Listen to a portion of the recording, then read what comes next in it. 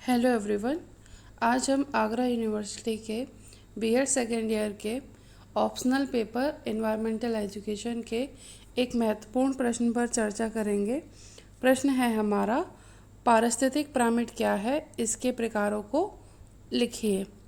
Pyramid हम सब लोग जानते हैं कि त्रिभुज के आकार की आकृति यानी कि ट्रायंगल के आकार की आकृति को हम पिरामिड कहते हैं। और पारिस्थितिक पिरामिड से हमारा मतलब, इससे पहले जब हमने खाद्य श्रृंखला पढ़ी थी उसमें हमने उत्पादक से लेके सर्वोच्च उपभोक्ता तक जो पोषण स्तर पढ़े थे, तो जब उन पोषण स्तरों को हम जीव संख्या या जीव भार या ऊर्जा के द्वारा दर्शाते हैं तो एक पिरामिड जैसी संरचना बनती है और इनको हम पारिस्थितिक पिरामिड कहते हैं। तो अंग्रेजी जीव विज्ञानी चार्ल्स एल्टन ने 1927 में पारिस्थितिक पिरामिड का विचार प्रस्तुत किया था, इसीलिए इनको हम एल्टोनियन पिरामिड भी कहते हैं। तो एल्टोनियन पिरामिड एक धारणा है जिसका संबंध खाद्य उपयोग क्षमता के साथ है। तो जो एल्टोनियन पिरामिड जो है ये कॉन्सेप्ट है जिसका संबंध किससे है, खाद्य उपयोग क्षमता के साथ है। और एक खाद्य सुरक्षा में कई खाद्य स्तर होते हैं, जैसे उत्पादक स्तर, प्राथमिक उपभोक्ता स्तर तथा द्वितीय उपभोक्ता स्तर, और इससे आगे सर्वोच्च उपभोक्ता स्तर तक जाते हैं। तो ऊष्मागतिकी के दूसरे सिद्धांत के आधार पर देखा गया है कि एक खाद्य श्रृंखला में एक स्तर का जैविक भार उससे पिछले स्तर का मात्र 10वां भाग रह जाता है। यानी हमने इससे पहले जब हमने खाद्य श्रृंखला पढ़ी थी तो उसमें जब हमने विभिन्न पोषक स्तर पढ़े थे तो वहाँ हमने ऊर्जा का प्रभाव भी देखा था कि केवल 100% में से केवल 10% ही एक पोषक स्तर से दूसरे पोषक स्तर में ऊर्जा का स्थानांतरण होता है। बाकी का जो 90% जो ऊर्जा है, जो वर्तमान पोषण स्तर है, उसी में जैव क्रियाओं में यूज हो जाती है। तो इसका अर्थ ये हुआ कि उत्पादकों से शुरू होकर अगले स्तरों की ओर संख्या, जैव भार एवं ऊर्जा में निरंतर बदलाव आते रहते हैं। तो जब इस पूरे क्रम को एक चित्र के द्वारा प्रस्तुत करते हैं तो ये एक पिरामिड आकार लेती है। यानी कि जब एक खाद्य श्रृंखला उत्पादक से शुरू होकर प्राथमिक उपभोक्ता की ओर जाती है, प्राथमिक से द्वितीयक उपभोक्ता की ओर जाती है, तो उत्पादकों, जब हम संख्या की ओर देखें तो जो उत्पादकों की जो संख्या है वो संख्या जो प्राथमिक उपभोक्ता है उनसे ज़्यादा होगी, और जो द्वितीयक उपभोक्ता हैं उनकी संख्या प्राथमिक उपभोक्ता उनसे कम होगी। यानी कि संख्या कम होती जाती है। और जैसे जैव भार में क्या होता है कि जैव भार या तो बढ़ता जाता है उत्पादक से सर्वोच्च उपभोक्ता की ओर, या फिर जैव भार कम होता जाता है। ऐसी ऊर्जा के साथ होता है। तो एक तरीके से एक त्रिभुज के आकार की संरचना बन जाती है, यानी कि इसको हम पिरामिड कहते हैं।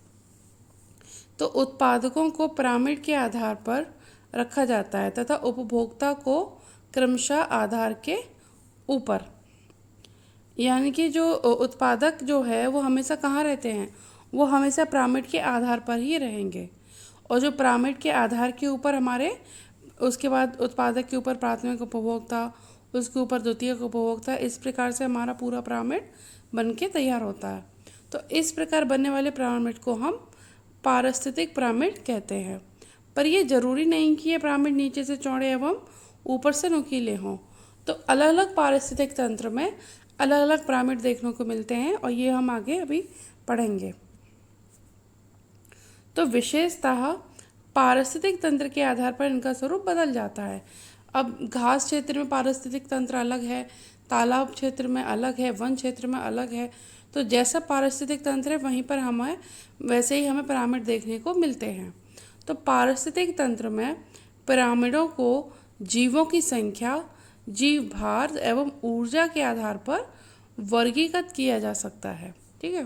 तो जिसके अनुसार ये 3 प्रकार के होते हैं, यानी कि जो हमारे जो पिरामिड होते हैं पारिस्थितिक पिरामिड, वो 3 प्रकार के होते हैं। पहला हमारा जीव संख्या का पिरामिड, दूसरा जीव भार का पिरामिड, और तीसरा हमारा ऊर्जा का पिरामिड। तो जीव संख्या के पिरामिड में क्या होता है, इसमें प्राथमिक उत्पादकों और विभिन्न स्तरों के उपभोक्ताओं की संख्याओं के बीच का संबंध दर्शाया जाता है। संख्या पिरामिड सीधा या उल्टा दोनों प्रकार का होता है। यानी कि जीव संख्या मतलब जीवों की संख्या से है कि जो हमारे उत्पादक हैं, उत्पादकों की संख्या पहले, उत्पादकों के आगे फिर प्राथमिक उपभोक्ता की संख्या, प्राथमिक उपभोक्ता के ऊपर द्वितीयक उपभोक्ता की संख्या। तो इस प्रकार से क्या होता है कि एक पिरामिड जैसी संरचना बनती चली जाती है। अब ये संख्या पिरामिड जो है या तो सीधा हो सकता है, सीधा का मतलब उसका पिरामिड का आधार चौड़ा और जो उसका शीर्ष एकदम संकरा होता है, और उल्टा यानी कि जो पिरामिड का जो आधार है वो एकदम से संकरा, लेकिन जैसे जैसे हम उत्पादक से उपभोक्ताओं की ओर बढ़ते जाते हैं वैसे वैसे जो हमारा पिरामिड है वो चौड़ा होता जाता है। तो इसको हम क्या कहते हैं, उल्टा पिरामिड कहते हैं। तो सीधा संख्या का पिरामिड क्या होता है कि इस पिरामिड में बढ़ते पोषण स्तरों के साथ जीवों की संख्या में अत्यधिक कमी होती जाती है। यानी कि जैसे जैसे पोषण स्तर बढ़ते जाते हैं वैसे वैसे जीवों की संख्या कम होती जाती है। यानी कि सबसे ज़्यादा यहाँ उत्पादक स्तर पर जीवों की संख्या सबसे ज़्यादा होगी, उससे कम प्राथमिक उपभोक्ता स्तर पर, उससे कम द्वितीयक उपभोक्ता स्तर पर। इस प्रकार से जब तक हम सर्वोच्च उपभोक्ता तक पहुँचते हैं वहाँ तक जाते जाते जीवों की संख्या एकदम कम होती चली जाती है। तो संख्या परामर्श के इस प्रकार पिरामिड आधार पर अत्यधिक चौड़ा तथा शीर्ष पर अत्यधिक नुकीला हो जाता है, क्योंकि सबसे ज़्यादा आधार पर जो जीवों की संख्या वो ज़्यादा है, तो इसलिए पिरामिड जो आधार पर चौड़ा होता है और शीर्ष पर सबसे कम है, इसीलिए वहाँ जाके वो नुकीला हो जाता है। घास के मैदान और तालाब में इस प्रकार का पिरामिड देखा जा सकता है। जैसे ये देखिए, ये हमारा जो है सीधा जीव संख्या पिरामिड है घास भूमि में। अब घास भूमि में क्या होता है, जो हमारे उत्पादक जो क्या है घास, पेड़ पौधे, इनकी संख्या ज़्यादा होती है। ठीक है, घास है, पेड़ पौधे हैं, इनकी संख्या ज़्यादा होती है। इसके ऊपर जो हमारे प्राथमिक उपभोक्ता हैं यानी कि शाकाहारी हैं, जिनमें कीट आते हैं, इनकी संख्या घास और पेड़ पौधों से कम होगी। ठीक है, और इसके ऊपर हमारे मांसाहारी आते हैं यानी कि मेंढक हैं, पक्षी हैं, तो इनकी जो संख्या है वो शाकाहारियों से भी कम होगी। ठीक है, और मांसाहारी के ऊपर हमारे सर्वोच्च मांसाहारी आते हैं, जैसे कि बाज है, अन्य पक्षी हैं। तो जो बाज और अन्य पक्षी जो है इनकी संख्या वो मेंढक और जो इधर जो पक्षी आते हैं मांसाहारी में उससे कम होगी। इसीलिए इस प्रकार जो जीव संख्या जो है वो उत्पादक से लेकर प्राथमिक उपभोक्ता और प्राथमिक उपभोक्ता से द्वितीयक और द्वितीयक से लेकर सर्वोच्च उपभोक्ता तक वो कम होती चली जाती है। इसीलिए एकदम से ये सीधा पिरामिड हमारा घास भूमि में बनता है। उसके बाद हमारा ये सीधा जीव संख्या का पिरामिड कहाँ पर है, ये हमारा तालाब में यानी कि ताल पारिस्थितिक तंत्र में। तो सबसे पहले हमारे उत्पादक क्या होते हैं, पादप प्लवक। प्लवक मतलब तैरने वाले। जब हम पादप प्लवक में हमारी काई मोस्ट जो फेमस जो हम जानते हैं, तो सबसे ज़्यादा जो संख्या जो होती है वो पादप प्लवकों की होती है। उससे ऊपर जो हमारे जलीय पृष्ठ जिसे मैंने खाद्य श्रृंखला में आपको समझाया था, यानी कि जो प्राणी प्लवक होते हैं उनकी संख्या जो होती है वो पादप प्लवकों से कम होती है। ठीक है, और जो इसके ऊपर जो हमारी छोटी छोटी मछलियाँ हैं जो मांसाहारी हैं, इनकी संख्या जो है वो प्राणी प्लवक से कम होती है। और फिर उसके इनके ऊपर जो सर्वोच्च मांसाहारी हैं, जो बड़ी मछलियाँ हैं, बड़ी मछलियों की संख्या छोटी मछलियों से भी कम होगी।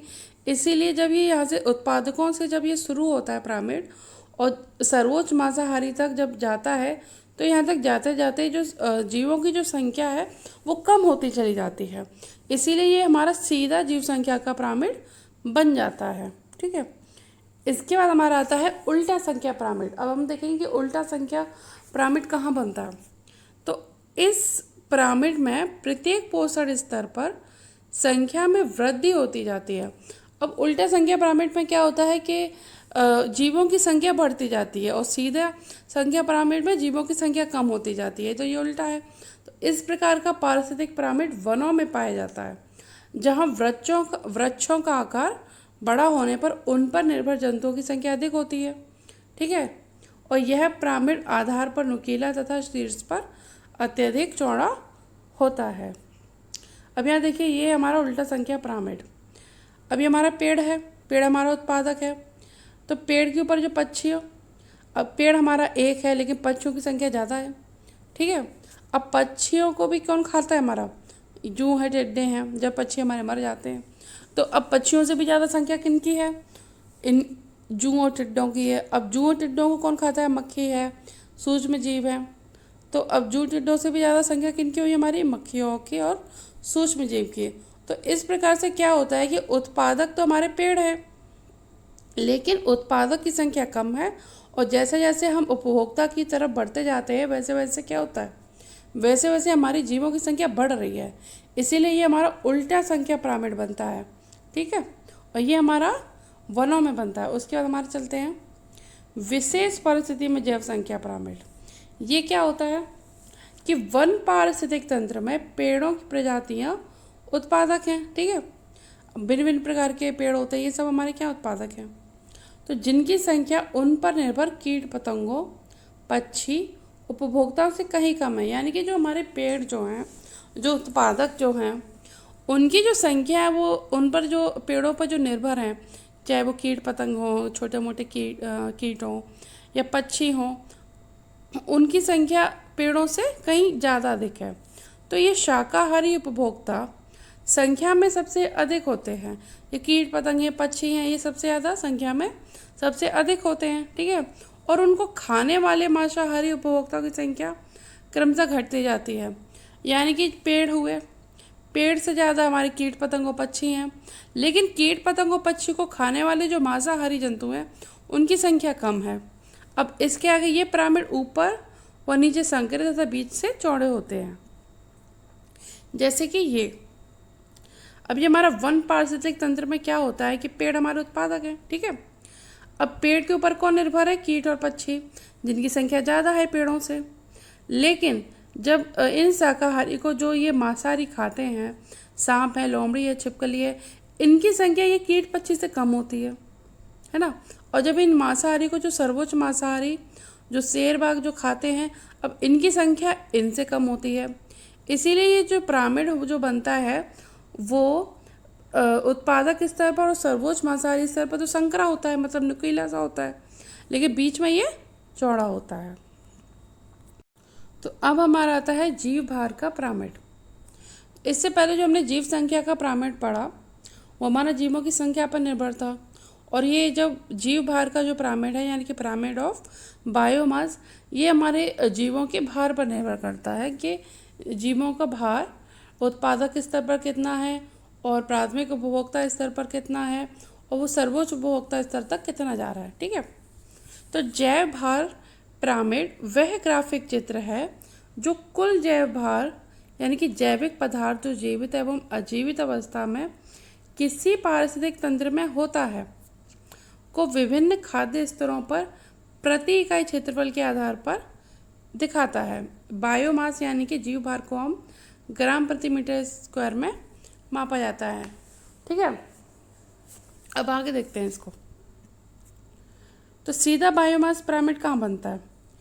घास स्थल में पारिस्थितिक तंत्र अथवा वन पारिस्थितिक तंत्र में उत्पादकों से लेकर ऊपरी मांसाहारियों की ओर हर खाद्य स्तर पर जैव भार में क्रमशः कमी आती जाती है, जो सीधा बायोमास पिरामिड बनाता है। घास स्थल हो या वन पारिस्थितिक तंत्र हो, उसमें जो उत्पादकों का जो जैव भार है वो सबसे ज़्यादा होता है, और जैसे जैसे हम सर्वोच्च उपभोक्ता तक पहुंचते जाते हैं वैसे वैसे जो जीवों का जो भार है वो पर मीटर स्क्वायर यानी कि एक प्रति इकाई क्षेत्रफल में कम होता जाता है। तो इसीलिए ये नुकीला यानी कि सीधा पिरामिड बनता है, सीधा बायोमास पिरामिड बनता है। जैसे कि ये यहाँ देखिए उत्पादक हमारे क्या हैं? घास हैं, पेड़ पौधे हैं। तो इनका जो पर मीटर स्क्वायर जो वेट जो हम भार है वो ज़्यादा है, और इनके ऊपर जो हमारे प्राथमिक उपभोक्ता जो निर्भर हैं यानी कि जो शाकाहारी हैं, इनका जो पर मीटर स्क्वायर जो भार जैव भार है वो किससे कम है? वो उत्पादकों से कम है। इसी प्रकार जैसे जैसे हम आगे बढ़ते जाते हैं वैसे वैसे क्या हो रहा है? जैव भार पर मीटर स्क्वायर कम होता जा रहा है। इसीलिए हमारा वन पारिस्थितिक तंत्र या घास पारिस्थितिक तंत्र में जो जैव भार का जो पिरामिड है वो सीधा बनता है। इसके बाद आता है हमारा उल्टा बायोमास पिरामिड। अब उल्टा बायोमास पिरामिड कहाँ बनता है? कि तालाब पारिस्थितिक तंत्र में उत्पादक सबसे छोटे जीव होते हैं तथा मांसाहारी सबसे बड़े। यानी कि जो उत्पादक जो हैं उल्टा बायोमास पिरामिड यानी कि तालाब पारिस्थितिक तंत्र में क्या होता है, उत्पादक हमारे कौन होते हैं, पादप प्लवक होते हैं, ठीक है। और सबसे ऊपर हमारे कौन होती है, सबसे ऊपर हमारी सबसे जो बड़ी बड़ी मछलियाँ होती हैं वो होती हैं।